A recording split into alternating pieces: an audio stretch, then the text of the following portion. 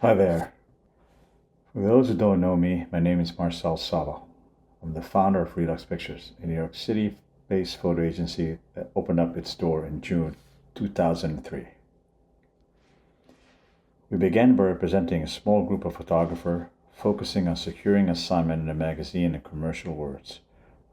Over time, the agency grew steadily. We brought on more photographers and expanded into licensing images from their assignment to magazines and other print media. As our archive developed, so did our network. Today, we work with partners around the world and represent approximately 60 photographers globally, both directly and through our partner agencies. Personally, I've been in the photography business for over 40 years, always working as an agent. I was drawn to photography because I believe strongly in documenting the reality of how we live, capturing history as it unfolds and preserving those moments through images. Photography has a unique power. It can freeze a moment in time and create a deep emotional connection for the viewer. An image is a universal language. It often doesn't need a caption to be understood because its meaning is carried visually, not verbally. It doesn't matter if it's made in China, Africa, Middle East, Europe, North America, South America, or Central America, or anywhere else in the world. You don't need to speak the language of the place where it has taken to feel what it's saying. Photograph can cross borders instantly. It speaks through emotion, gesture, light, and context, and in that way it connects people who may share nothing else in common. As a photo agent, my role has really evolved over the years. When I started in the business, there was no internet, no information at our fingertips. We had to search harder, dig deeper, and really know the field. Back then, photo editors relied heavily on agents like myself. They came to us, trusted our judgment, and depended on us to help them find the right photographer for their assignment. They created a real bond between agents, editors, and photographers. We weren't just service provider. We were part of the community they truly relied on. We were their eyes and ears. There was no website to browse, no link to send. It was simple. We would say, this photograph is right for the job, or just honestly, this isn't the right fit. Look elsewhere. That level of trust was huge.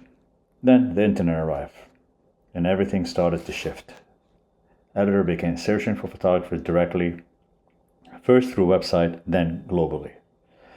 And today, the shift has accelerated even more.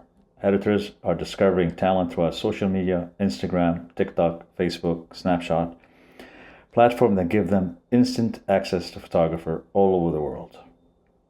In some way, that has changed our role. It allows people to find talent faster, sometimes without even coming through us.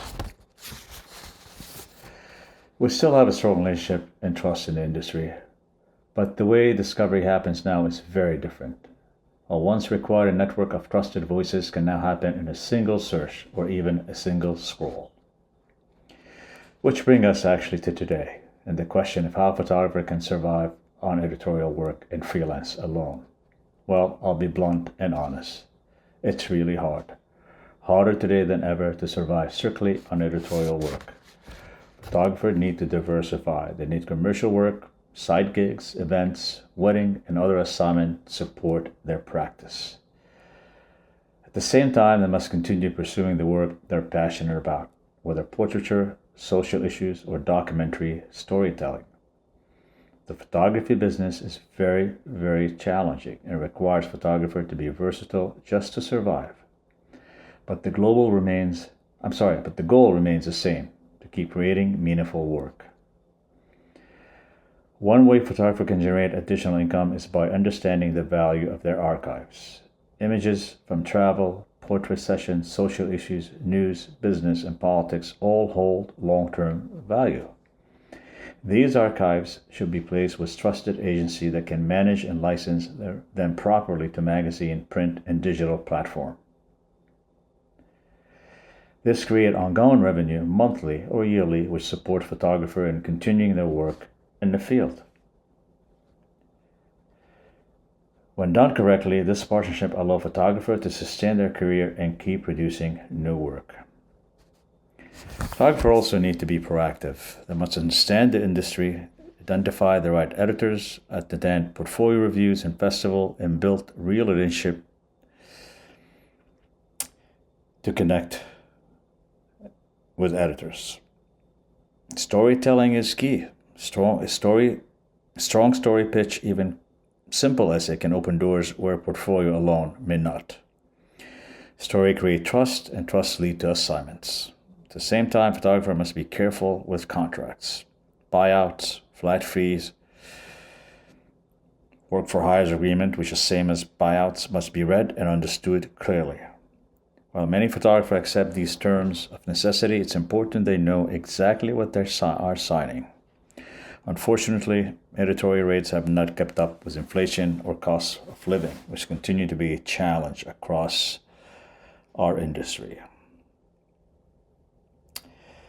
With that, I would say photography today has changed in every way: technology, distribution, and the business models that I'm used to. But at its core, it remains the same. It's about seeing the world, interpreting it, and preserving it. It's about telling the story that matters. It's about creating images that transcend border, language, and time. The tools may change, but the responsibility remains to observe, to document honestly, and to continue telling the story of our time. Thank you.